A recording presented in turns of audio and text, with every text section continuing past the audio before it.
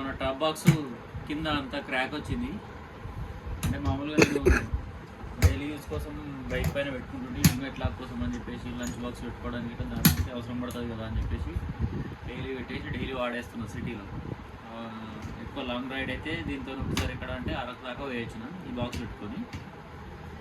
దాని తర్వాత ఇప్పుడు మొన్న చూస్తే అంతా గలగల సప్పుడు వస్తుంది ఏందబ్బా ఇట్లా వస్తుంది అని చెప్పేసి మొన్న చెక్ చేసిన డబ్బా ఓపెన్ చేస్తే ఇక్కడ మొత్తం క్రాక్స్ వచ్చాయి. ఈ రివిట్లు ఉన్నాయి కదా, ఈ రివిట్లు ఏంటంటే లోపల సైడ్ సన్నగా ఉండడం వల్ల ఇట్లా వైబ్రేషన్కి క్రాక్ వచ్చేసింది. అదే ఒక వాషర్ ఉండుంటే కొంచెం పెద్ద వాషర్లు ఉండుంటే దానికి రాకపోతుండే. ఇక నేను దీనికైతే ఏం చేసినట్టు ఇట్లా రివిట్లు ఇచ్చిండు మామూలుగా. నాకు తెలిసి అలా అల్యూమినియం టాప్ బాక్స్ అన్నిటికీ రివిట్లే ఇస్తాడు. నేను ఏం చేసినంటే ఇప్పుడు ఈసారి రివిట్లు కొడితే ఉండేవి అని చెప్పేసి నేను స్క్రూలు వేసేసినాను. 6mm స్క్రూలు స్క్రూలు వేసేసుకున్నాను నేను. కాకపోతే ఇక్కడ సైడ్ కూడా ఒక పట్టు వేయాల్సి వస్తుందేమో, ఎందుకంటే ఈ క్రాక్స్ అని ఉన్నాయి కదా, ఈ క్రాక్స్ పైన లోడ్ పడి మళ్ళీ ఇంకా డ్యామేజ్ అయ్యడానికి ఛాన్సెస్ ఉన్నాయి. ఇప్పుడైతే ఇవి మొత్తం మార్చేసినాయి. దీనికైతే మొత్తం బోల్ట్ వేసేసిన, దీన్ని కూడా మార్చేస్తా. దీన్ని కూడా రివిట్లు తీసేసి ఇక్కడ కూడా బోల్ట్ వేసేస్తా. ఇక్కడ కూడా ఇప్పుడు లోపల నుంచి ఏం చేసినది ఏంటంటే బయట సైడ్ కూడా ఒక ప్లేట్ పెడదామని చెప్పేసి అనుకున్నాను. కాకపోతే దీనికి ప్లేట్ పెట్టాలంటే ఈ రివిట్లు కూడా అక్కడ చేయాల్సి వస్తుంది. ఈ రివిట్లు కూడా తీసి మళ్ళీ స్క్రూలు వేయాల్సి వస్తుంది. ఎందుకంటే కొద్దిగా హైట్ లేపినప్పుడు ఇక్కడ లేస్తుంది కానీ ఇక్కడ గ్యాప్ వస్తుంది అనమాట మనకు. అందుకని చెప్పేసి ఇక్కడ ఏమి వేయలేదు. జస్ట్ ఈ 4 బోల్టులకి మాత్రం ఒక షీట్ వేసిన లోపల నుంచి. నేను ఆ షీట్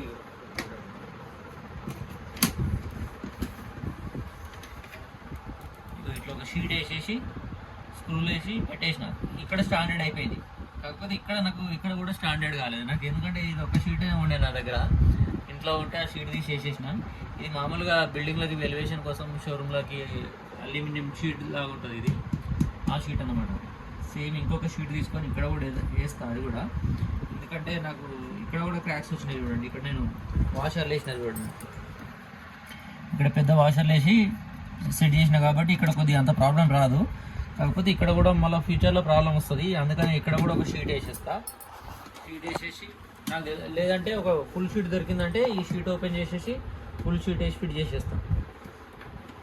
ప్రస్తుతానికైతే ఇట్లా జుగాడి చేసి పెట్టేసిన దీన్ని.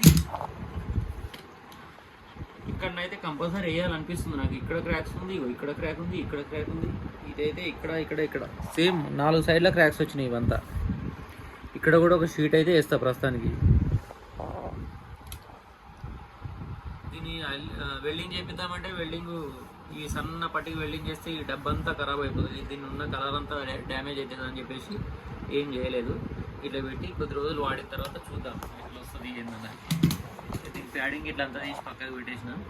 ప్యాడింగ్ ఇట్లా అంతా ఇప్పుడే గమ్ము పెట్టినా కాబట్టి కింద ఫెవికాల్ పెట్టిన నేను. ఇది ఫెవికాల్ అంతా జర ఎండినాక ప్యాడ్ పెడదామని చెప్పేసి ఆగిన.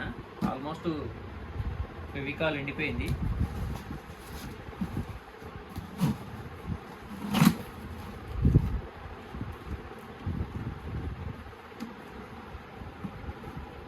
ప్యాడింగ్ కూడా చాలా ఈజీ ఉంది దీంట్లో పెట్టేయడం. జస్ట్ దాంట్లో పెట్టిన తర్వాత ప్లాస్టిక్ ఇట్లా ఇక్కడ వచ్చినాయి అనమాట లాక్ చేయడానికి. అవి కిందికి తోసేసి ఇట్లా వేస్తే దీని లోపలికి వచ్చేస్తున్నాయి. కాకపోతే ఇంతవరకు లాంగ్ రైడ్ అంటే అరకు వరకే వేయచ్చు, అంతకంటే ఎక్కువ దూరం పోలేదు. ఇంకా వేరే లాంగ్ రైడ్లో వెళ్తే ఇంకా ఎట్లుంటుంది ఏంటన్నది చూడాలి. ఈ ప్యానర్స్ అన్నీ అంటే క్వాలిటీని బట్టి రేట్లు ఉంటున్నాయి. ఇక నాకు ఇది 15,000 సమ్ చేంజ్ ఎంత పడ్డది. 66 bhp. కొద్దిగా థిక్నెస్ ఎక్కువ ఇచ్చుంటే బాగుండేది, ఇట్లా డ్యామేజ్ కాకపోతే అనిపించింది నాకు.